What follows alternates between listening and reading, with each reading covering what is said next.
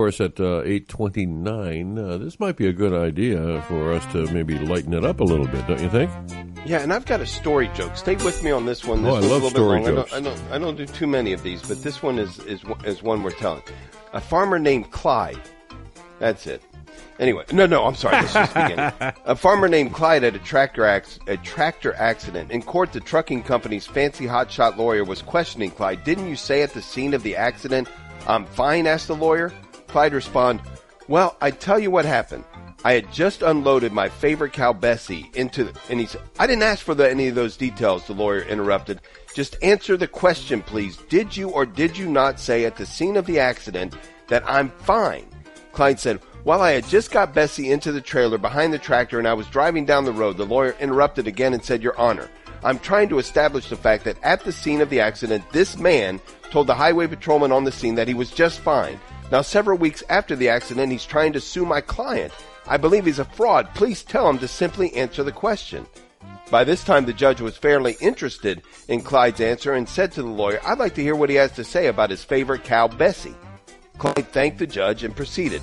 "Well, as I was saying, I had just loaded Bessie, my favorite cow, into the trailer and was driving her down the highway when this huge semi-truck and trailer ran the stop sign and smacked my dear tractor right into the side. I was thrown into one ditch and Bessie was thrown into the other. I was hurting real bad and I didn't want to move. However, I could hear old Bessie moaning and groaning. I knew she was in terrible pain just from her groans. Shortly after the accident, a highway patrolman came on the scene. He could hear Bessie moaning and groaning, so he went over to her. After he looked at her and he saw her fatal condition, he took out his gun and he shot her between the eyes. Then the patrolman came across the road, gun still in hand, and looked at me and said, "How are you feeling?" And I said, "Now tell me, what the heck would you do?" Oh, my. There you go. What would you say? I'm fine. I'm fine. Don't shoot me, please.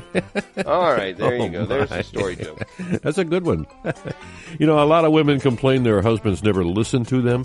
I'm proud to say I have never heard my wife say that. That's funny. My life coach asked me, "Where do you see yourself in 5 years?" I said, "I think we'll still have mirrors then."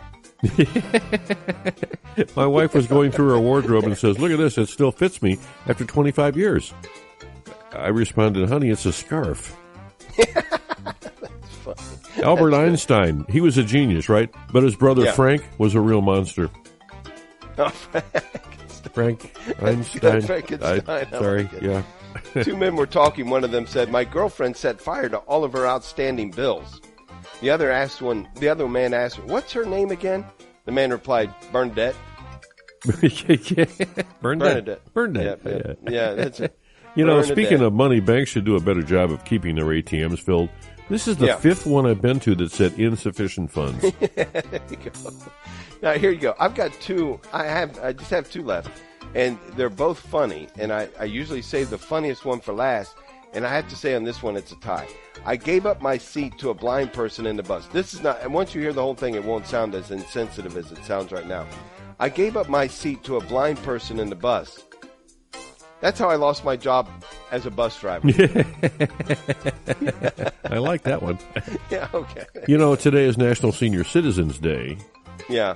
Now, there's a story about old Mildred. She's just a gossip. I mean, she was the church gossip, self-appointed monitor of the church's morals. She kept sticking her nose into other people's business, even if several members didn't approve of her extracurricular activities. However, they feared her enough to maintain their silence.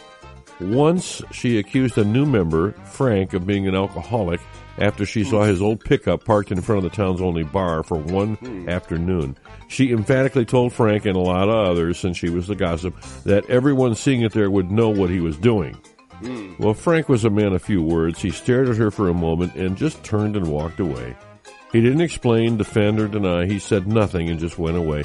Later that evening, Frank quietly parked his old pickup in front of Mildred's house, got out, and walked home. He left his old pickup there the whole night. A smart old guy. That's fun. All right, here's my closer. And this one I really believe is funny. Write it down. If you take it with you, I think other people will enjoy it as well. Transcripts are available. True story, by the way. You know those difficult conversations you have with very young children when you're trying to help them understand something that's a little hard to explain? Here's one of those. When my son was 4 years old, he asked me, where does poo come from? You could see how that could be uncomfortable, right? Where does poo come from? Mm-hmm. I was a little uncomfortable, but I gave him an honest explanation with as much detail as I thought would be needed. He looked a little perplexed and stared at me in stunned silence for a few seconds and then asked, and Tigger? Tigger? Yeah. Where does poo come from? Oh. And Tigger? Oh, yes, I like that one, yes. All right, there you go. Yes, and indeed. Tigger. There you go. Now, It's a little fit bunny. Yeah, they're not all that great, but there you go. Oh, good stuff. There it Good is. stuff. And Tigger, yeah, and Tigger too. I love it. All right, that wraps up another rousing edition of Hump Day Humor here on Morning Offering for this Wednesday.